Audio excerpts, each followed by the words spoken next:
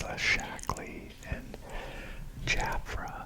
I mean, all of these companies, some of you may have heard of some of them, and some of them are maybe even out of business, but she was just always trying to do home businesses. She was a good mom in that she was loving, but she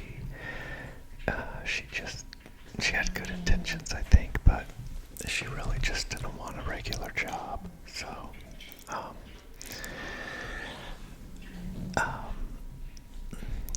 so I think that's really what caused the problems. And then I think what happened is they got into debt, and that maybe my dad did start making more money. But my mom and dad kept having kids, and I think that was my mom's protection mechanism to not have to try to figure out how to go back to work or to actually go to work. I think my mom just loved being a mom, and my dad seemed to like supporting her, and didn't really care that the finances were messed up and that we really couldn't afford much. And when I say we couldn't afford much, it's really relative, because there are some countries where, even shelter. The one thing that we always had was we always had a house that we lived in, and we always had electricity. I never remember our electricity getting shut off. And we always had food. Now, not very much, but we never starved. But I remember being hungry a lot. And I remember years and years going by of all I drank was milk or water. The sodas were not allowed. And part of not only being financially strapped being an issue, but my parents were also like really religious and very strict. So part of the food rationing was, I think, partially religious. And but I remember it was my fourth grade teacher that really made me understand money. And obviously not completely, but he was the one that planted the seed for me to truly understand that I was poor. Now, he never called me poor, but by helping me understand money and how it works and who has it, I knew then that my family on the scale was definitely, at very best, lower middle class, but likely at times we were poverty level. But I think probably it was around 10 or 12, 10, 11.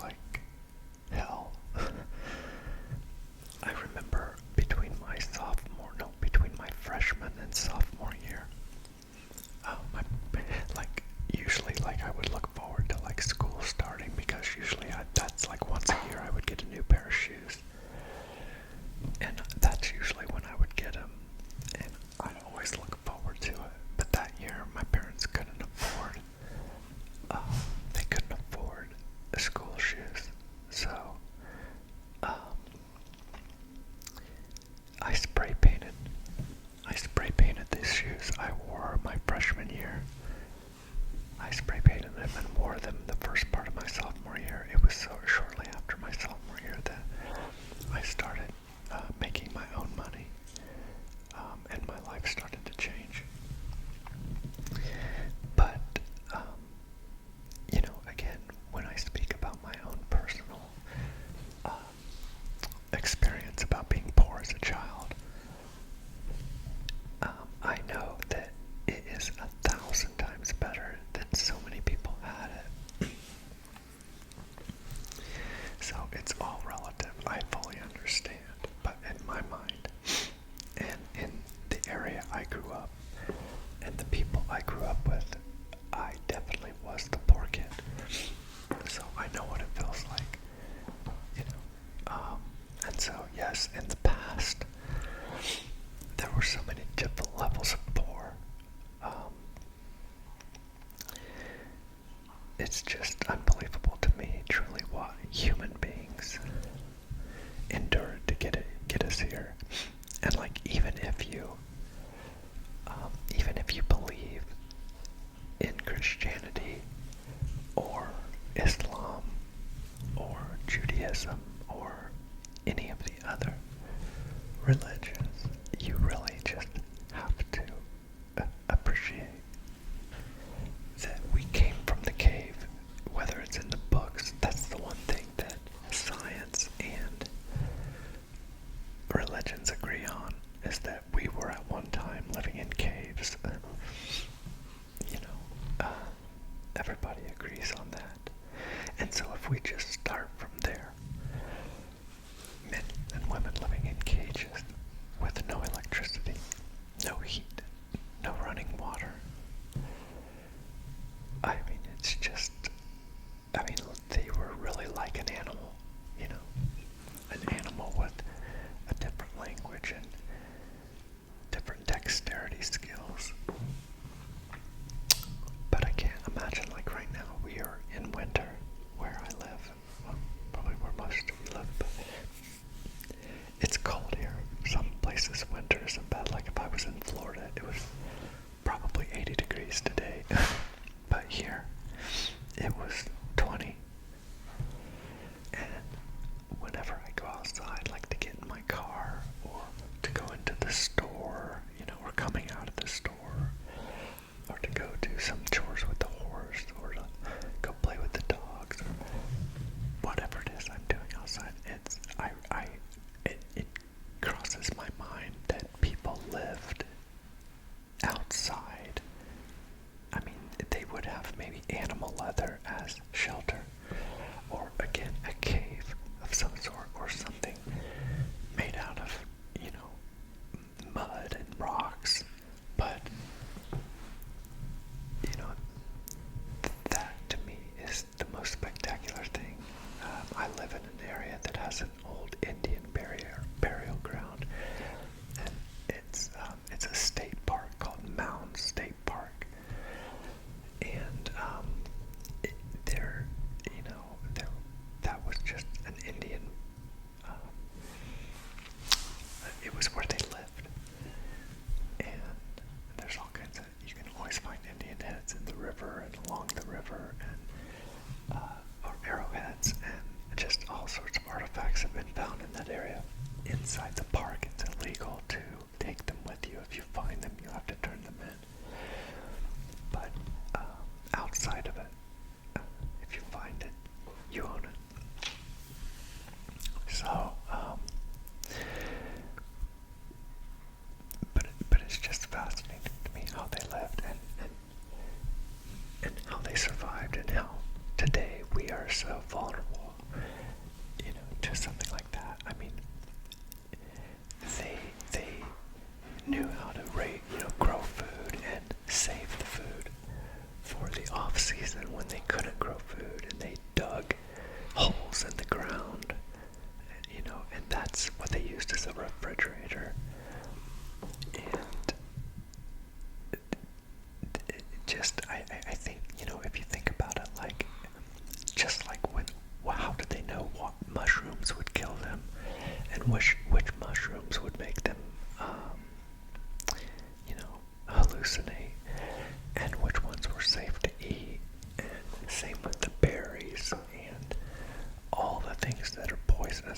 poison ivy. All of that had to be found out through trial and error.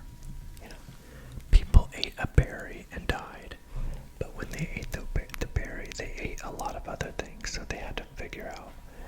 It wasn't like an obvious cause. They didn't have like forensic labs to determine anything. It's just unbelievable that through time and trial and error and death and war that we found ourselves here. Just it's fascinating to me. But I think it's this part of the problem in our life is that we look at the past and we see where we went wrong. And there's so many places where we went wrong. And we want to go back and we want to punish people today for sins that took place yesterday. And I just think that we have to look at, a person's action. They're like when you're potty training a dog, if you come home and you see pee on the floor and you go spank your dog, he has no idea why you're spanking him. Even if you take him over to it, he doesn't really understand what you are doing. You cannot punish a dog. You cannot potty train a dog by punishing him for something he isn't currently doing. So you have to catch him in the act. You have to catch the dog peeing or pooping in your house and stop it and take him outside. And that's they're almost immediate potty trained if you can catch him in the act. And ultimately, I think it's the same theory with human beings. You can't punish somebody today for something that happened 200 years ago. It's just like a lot of people say, we stole this land from the Indians. And when we first came over here, when Christopher Columbus came over here, and he first put a territory here or left people here, when he went back to report to his home country, and when he returned, everyone that was left here was scalped and slaughtered by the Indians. And it was at that time that they became aggressive. Now, yes, we were here, and certainly they were here first, but they were also killing each other, and they were savages. I mean, they would literally, scalping is not just a saying, they truly cut people's scalps off as trophies when they killed them. I mean, it was all of the different Indian tribes were fighting each other, and it's highly improbable that much would have changed had there not been intervention by someone. And so the theory being that they were such, they could never organize themselves because of all of the tribal fighting, and therefore someone else was going to conquer them, and maybe in a worse way than we did. And there are other peaceful stories. Not every tribe was wicked, and the good ones, they worked deals out. No doubt about it, our government has not kept its word on a lot of things, nearly on everything today. I mean, that's why we're in so much debt. The governments are stupid because stupid people get voted in, and one day we'll stop caring about people's divorce life and how pretty they are and how much money they have, and one day I think we really will have a self-government, where we truly elect people that are just smart and that we trust and that we know will do a good job, and they're not there to become popular, and they're not there to line their pockets, but they're there to do the job and get out, take your turn, do the a job and go back home to your day job. That is what it used to be. Benjamin Franklin warned of making political power financially prosperous. He said if that ever happens, that's when corruption comes in. It used to be an honor and a duty to go because they would sacrifice, like their businesses would suffer because like business owners would go to do 4 years and in Congress and then they would come home and, you know, rejuvenate their businesses again. But that just all changed, you know. As time went by, things got more and more corrupt, and they really are untrustworthy. I mean, at least for me, I have a hard time trusting government in any fashion and any political party. You know, it's just because it's so far out of hand, the things that are done. It's like I'm self-employed now, and I made really good money this year. For me, no, I didn't make $1 million or anything crazy, but I did pretty well, all in general. And because I'm self-employed, I get every penny of the money I take in. I have it, you know, I get it in my hand. No, they don't take taxes out. So what happens is I have to pay. So I have to figure it all out and figure what I have to pay. And I have a really big check to write this year. And I just think I've got this money and I'm getting ready to send it to the United States federal government. And I just know that it's going to go in the trash. You know, we left billions of dollars in equipment over there in Afghanistan. And it was billions, and we spend $1 billion a day just in interest on the national debt. You know, just imagine if the Congress people had never allowed the country to go into debt, and all of this money was coming in that we have. Imagine what glorious things we could do with it. But it's all going to pay interest now. I mean, it's just disgusting what we've done. But I'm supposed to be talking about the past, and that's the present. I got distracted, and I don't know how, but at the end of the day, I think reflecting on the past can help us clean up the future and not like trying to go back and punish dead people. You can't punish dead people. They're dead. You know, we can't go back and punish anyone that's not alive. You know, we've got a hard enough time finding criminals that are, you know, committing murders and stuff today without trying to convict people in the past. But we can look back and look at the mistakes that we made and understand what to do better. I'm sorry, my dog's snoring and she like makes little whimper noises when she does that. So I'm just doomed as long as I have dogs to never be able to make a really good quality quiet video. Maybe that's why my channel hasn't grown very big, but I'm just grateful for all of you that I do have. And that's why I keep making videos, because I know there's people that like them. And I've really just like, you know, YouTube just recently did the member thing. And so if you have a site like I do, it gives you a tab and it says you need to activate, and so I just activated, and of course the next thing I know, I get my notification that Wayne has become a member, and of course I've known Wayne early on as far as being a subscriber because he commented very early on.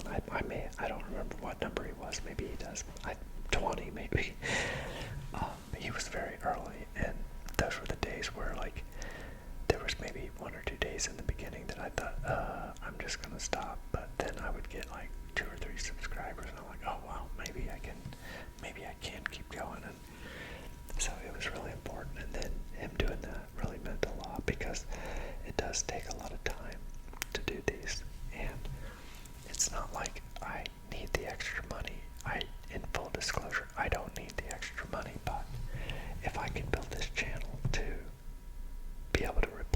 job, then I would post a ton, and I would be able to do a lot more, and I would probably just do I would do one ASMR channel, and then I would do like a regular channel, like maybe I would do life coaching, or where I wasn't whispering, but I would actually talk, and make it like a real video, and then also like do a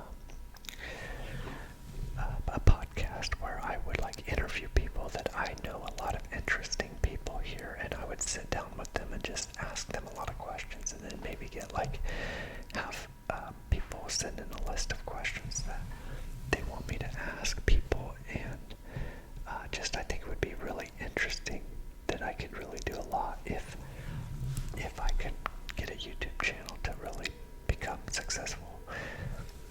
Right now, just so you guys know, my channel with Wayne and Lemon Shatter as members, and then with all of you as subscribers, and then your comments and your thumbs up, all of that stuff matters to be able to get it out promoted. But right now I'm averaging $33 a month. That's what my channel is making on average, $33. So obviously I'm not getting rich, and obviously that's not enough to live on. But if I ever could get it to where, I was making maybe like $1,200 or $1,500 a month, I would probably take that and just say, okay, I can commit full time, because that's enough of a cushion to get me started on the other channels that I can make as well, and then I would make those other channels that would help, and maybe then if I could get 2 channels at $1,500, then for sure I could definitely live comfortably and just not have to work a regular full-time job, and just be able to make videos and documentaries and all the things that I would like to do. That's really what I enjoy. So I'm sorry, Wayne, I know I got off topic a lot, but at any rate, that's I hope you enjoyed it, and everybody else, I hope you enjoyed it too.